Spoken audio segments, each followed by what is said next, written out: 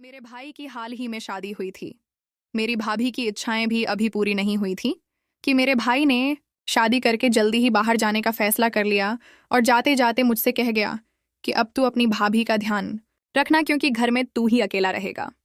मैंने भी अपने भाई से कह दिया कि कोई बात नहीं, आप चिंता मत करो, क्योंकि मैं भी अपने भाई की कमाई का आनंद उठाना चाहता था। एक दिन मेरी भाभी ने मुझे अपने कमरे में बुलाया। मैंने पूछा, भाभी क्या बात हो गई? भाभी ने कहा, तू जल्दी से मेरे कमरे में आ। और मैं भाभी के कमरे में चला गया। भाभी कहने लगी, मेरा सिर बहुत दर्द कर रहा है, मेरे सिर की मालिश कर दे। मैंने कहा, भाभी यह मैं नहीं कर सकता। पर भाभी कहने लगी, तुझे यह करना ही पड़ेगा। मैं भाभी के सिर की मालिश करने लगा। भाभी कहने लगी, अब तू मेरे पीठ पर तेल लगाकर मालिश करा पड़ी। फिर भाभी ने अपनी साड़ी यह सब देखकर मुझे कंपी छूट गई। फिर मैंने भाभी की पीठ पर तेल लगाया और धीरे धीरे मालिश करने लगा। मेरा मन पूरी तरह से विचलित हो गया था। भाभी अजीब सी आवाजें निकालने लगी। बस फिर क्या था, मुझसे सब्र नहीं हुआ और मैं भाभी के मेरी उम्र 24 साल थी। इन दिनों मैं घर में ही रहता था। मेरे भाई ने शादी इसलिए करवाई थी ताकि मैं अकेला महसूस ना करूं। भाभी का नाम पूनम था और मैं भी उन्हें पूनम ही कहता था। अक्सर वह उदास ही रहती थी। कई बार मैंने उन्हें छिप छिप कर रोते हुए देखा था। मुझे लगा कि वह मेरे भाई को याद करती है, तभी छिप छिप कर रोती रहती है। पर ना ही मैंने कभी उससे यह बात पूछी थी और ना ही भाभी ने कभी खुलकर मुझसे यह बात बताई थी। रात को वह अपने कमरे में बंद हो जाती और कमरे से रोने की आवाजें आने लगती थीं। दरअसल मेरे भाई की शादी के अगले हफ्ते ही वह विदेश चला गया था। एक नई दुल्हन के लिए अपने पति के बिना रहना बहुत मुश्किल हो जाता है, लेकिन मेरे भाई ने तो शादी सिर्फ मेरे लिए ही की थी, क्योंकि मैं घर में अकेला रहता था और अब घर की जिम्मेदारी संभालने के लिए एक औरत का होना जरूरी था।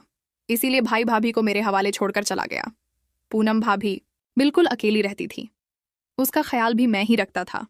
वह भी एक 28 साल की जवान औरत थी। रिश्ता ना मिलने के कारण मेरे भाई के साथ उसका विवाह हो गया था, क्योंकि बीतते समय के साथ उसकी उम्र भी बढ़ती जा रही थी।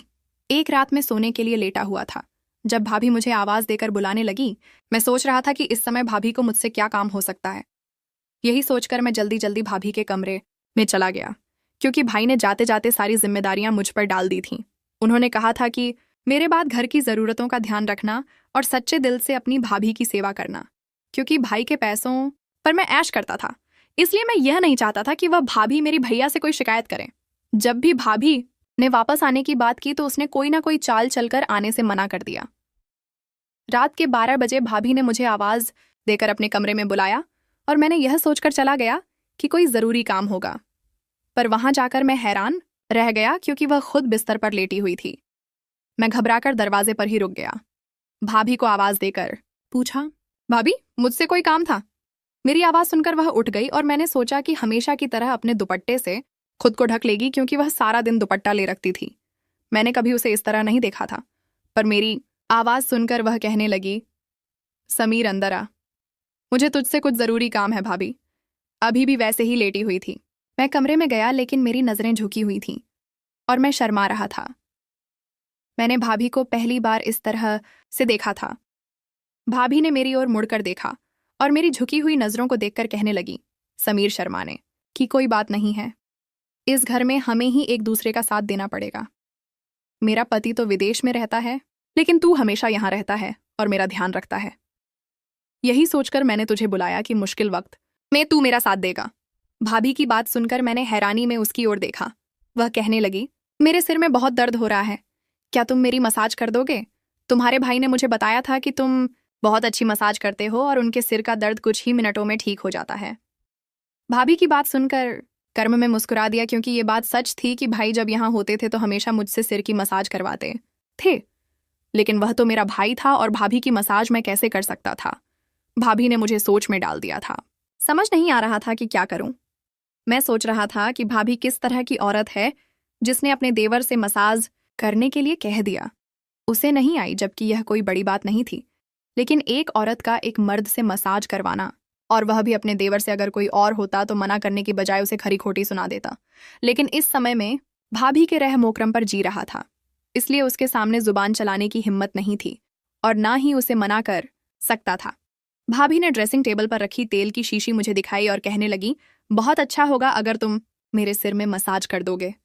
कहते हुए उसकी आंखों में नमी थी और मुझे लगा कि शायद वह बहुत तकलीफ में है, लेकिन मैं भाभी को इनकार नहीं कर सकता था। मैंने वह तेल उठाया और उसके बितर के पास बैठ गया। फिर धीरे धीरे तेल उसके सिर पर लगाकर मसाज करने लगा। मैंने अपनी नजरें झुका ली थीं और किसी भी तरह के जज्बात महसूस करने से खुद को रोका हुआ था। मेरे हाथ उसके सिर पर तेल लगाते हुए बुरी तरह कांप रहे थे। मैंने आज तक भाभी की बहुत मदद की थी, लेकिन भाभी ने मुझसे कभी इस तरह की फरमाइश नहीं की थी। जैसे जैसे मैं तेल लगाता गया, भाभी की अजीब आवाजें कमरे में गूंजने लगीं। ऐसा लग रहा था जैसे उसे आराम मिल रहा हो। मैंने दोबारा उसकी ओर नहीं देखा और ना ही उसके चेहरे पर नजर पड़ी। मुझे शर्म का एहसास हो रहा था और मैं वहां से जाने की इच्छा कर रहा था, लेकिन मैं मजबूर था। अगर मैं भाभी को मना करता और यह बात मेरे भाई को पता चलती तो भाभी की कोई बात नहीं मानी जाती, वरना मेरा खर्चा पानी बंद हो जाता। भाभी की नीयत कुछ ऐसी थी कि उसने कभी भी किसी चीज से मना नहीं किया। मैं बिना किसी झक्के उससे पैसे मांग लेता था और वह बिना सवाल किए मुझे दे देती थी। काफी देर तक मैंने मसाज करना जारी रखा और उसकी आवाजें कमरे में गूंजती रहीं। इसके बाद शायद उसे नींद आ गई थी क्योंकि उसकी आवाज आना बंद हो गई। फिर मैं उठकर अपने कमरे में चला आया। पहली बार मैंने किसी औरत की इस तरह मसाज की थी और इस बात ने मेरे अंदर आग लगा दी थी। भाभी के गोरे चेहरे ने मुझे भी नशे में डाल दिया था। जैसे ही मुझे ख्याल आया कि वह मेरे भाई की पत्नी है, मैंने सोचा कि अब मैं उसके कमरे में नहीं जाऊंगा। अगली सुबह भाभी पूरी तरह से दुपट्टा ले हुए थी और मेरे लिए रोटी बना रही थी। फिर मैंने आगे बढ़कर रोटी ली और वह मुझसे कहने लगी, समीर, तुमने मेरे सिर का दर्द खत्म कर दिया है। मैं तुम्हारा धन्यवाद करना चाहती हूँ। उसकी बात सुनकर मैं शर्मिंदा हो गया। मैंने कहा, असल में आप पूरा दिन घर में काम करती रहती हैं, इसलिए आप थक जाती हैं। मैं कोशिश करूंगा कि आपके काम में मदद कर दूं या फिर आप कोई नौकर रख लें। मेरी बात सुनकर भाभी कहने लगी, मुझे थकावट तब तक नहीं मिटेगी जब तक मेरा पति नहीं आएगा। उसी दिन मेरी थकावट दूर होगी। मैं उसके शब्दों को समझ नहीं पाया, लेकिन वह रसोई में चली गई और मेरे काम का समय हो गया। मैं घर से चला गया। सारा दिन मेरे दिमाग में भाभी ही घूमती रही। दोपहर को जब मैं घर आया, मेरी बहन भी घर आ गई थी। मैंने सोचा कि किसी भी तरह मौके की तलाश करके भाभी की मसाज वाली बात बता दूं, लेकिन वे दोनों इतनी मग्न थीं कि उन्हें मेरे लिए समय ही नहीं मिला। कुछ देर बाद मेरी बहन कहकर चली गई कि उसका पति काम से आने वाला है और मैं उसे मसाज की बात नहीं बता सका। थोड़ी देर आराम करने के बाद जब मैं कमरे से बाहर निकला तो देखा कि भाभी कपड़े धो रही थीं और बहुत मुश्किल से कपड़ों की बाल्टी उठाकर छत पर ले जा रही थीं। ये देखकर मुझे शर्मिंदगी की हुई क्योंकि वे सारे कपड़े मेरे थे और मेरी वजह से ही उसे इतनी तकलीफ सहनी पड़ रही थी। मैंने तुरंत भाभी को आवाज दी और वह पसीने से भीगी हुई थी। मैं बाल्टी पकड़कर छत पर चला गया और उसका साथ देते हुए कपड़े भी तार पर लटका दिए। जब हम वापस लौटे तो वह कुछ अजीब तरीके से आ रही थी, जैसे उसे बहुत ज्यादा तकलीफ हो रही हो। मैंने उससे कहा कि अगर वह कहे तो मैं उसे डॉक्टर के पास ले जा सकता हूँ। मुझे लगता था कि उसके सिर में दर्द हो रहा है। मेरी बात सुनकर उसने उदासी के साथ मुस्कुराते हुए कहा, यह मेरी गलतियों का नतीजा है। भाभी की बात सुनकर मैं हैरान रह गया। उसने कहा, तू फिक्र मत कर, मैं जल्दी ठीक हो जाऊंगी, और अपने कमरे में चली गई। पिछले कुछ दिनों से उसकी हर बात मेरी समझ से बाहर थी और यह मेरे लिए परेशानी बन गई थी। कभी कभी ऐसा लगता था कि वह कुछ छिपाने की कोशिश कर रही है। दोपहर खत्म हुई और शाम हो गई। मेरा दिल चाय पीने को कर रहा था। मैं भाभी के कमरे में जाकर उसे आवाज देने गया, लेकिन वह अपने कमरे में रो रही थी और किसी को कह रही थी, ये सब कुछ तेरे कारण हुआ है। आज जो मेरी हालत है उसका जिम्मेदार तू है। भाभी की बातें सुनकर मैं दरवाजे पर रुक गया। मुझे नहीं पता था कि वह किससे बात कर रही थी, लेकिन यकीनन वह मेरा भाई नहीं था। भाभी की बातों से मुझे समझ आया कि उसके सिर में दर्द की यही वजह थी कि वह किसी और के साथ गलत तरीके से बात कर रही थी। मेरी समझ में नहीं आ रहा था कि यह सब सुनकर मुझे क्या करना चाहिए। बिना सोच विचार किए मैंने अपने भाई को फोन कर दिया। मैंने उससे कहा, आप वापस क्यों नहीं आ रहे? वह कहने लगा, क्या हुआ, सब कुछ ठीक तो है ना? मैंने उसे बताया कि उसकी पत्नी कैसे हरकतें कर रही है और बस यही कहा कि उसे तुम्हारी याद आ रही है, इसीलिए जल्दी आ जाओ। कुछ बातें करके उसने फोन काट दिया। फिर मैं सोचने लगा कि मुझे क्या करना ना चाहिए। फिर उस रात भाभी ने मुझे आवाज देकर अपने कमरे में बुलाया। मैं उसके कमरे में गया और वह लेटी हुई थी और सिर की मसाज करने के लिए कह रही थी। मैंने चुपचाप तेल की शीशी उठाई और उसके सिर में मसाज करने लगा। मैं सोच रहा था कि वह मेरे पास से अपने सिर की मसाज क्यों करवा रही है। मुझे लगता था कि जब मैं कॉलेज जाता तो घर में कोई आता होगा। ये देखने के लिए अगले दिन मैं कॉलेज से जल्दी वापस आया, लेकिन यह देखकर मैं हैरान हो गया कि घर तो बिल्कुल सुनसान था और घर में कोई नहीं था। मैं घर से थोड़ी दूर खड़ा था और कुछ देर बाद भाभी घर आई, पसीने से भीगी हुई। वह घर का दरवाज़ा खुलकर अंदर चली गई। मैं तुरंत घर गया और भाभी से पूछने लगा कि उसने पूरा दिन क्या किया।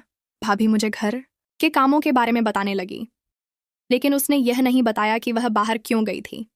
अब मुझे पक्का यकीन हो गया था कि वह कुछ ना कुछ गलत कर रही थी। पूरा दिन मैंने इसी तरह बेचैन होकर बिताया। मैं भाभी का सच जानना चाहता था। फिर रात के समय भाभी ने मुझे अपने कमरे में बुलाया। मुझे पता था कि वह मुझसे मसाज करवाना चाहती है, लेकिन मेरा दिल इस बात के लिए मान नहीं रहा था। ये सच था कि उसके सिर में दर्द होता था और उसकी आवाज़ सुनकर मैं उसके कमरे में चला गया। मैंने तेल की शीशी उठाई और फिर मसाज करने लगा, लेकिन उसने मुझसे कुछ ऐसा कहा कि मैं हैरान रह गया। उसने कहा, पहले लाइट बंद कर दे। ये पहली बार था जब उसने मुझसे लाइट बंद करने को कहा था। मैंने पूछा कि यह लाइट क्यों बंद करनी है, लेकिन वह गुस्से से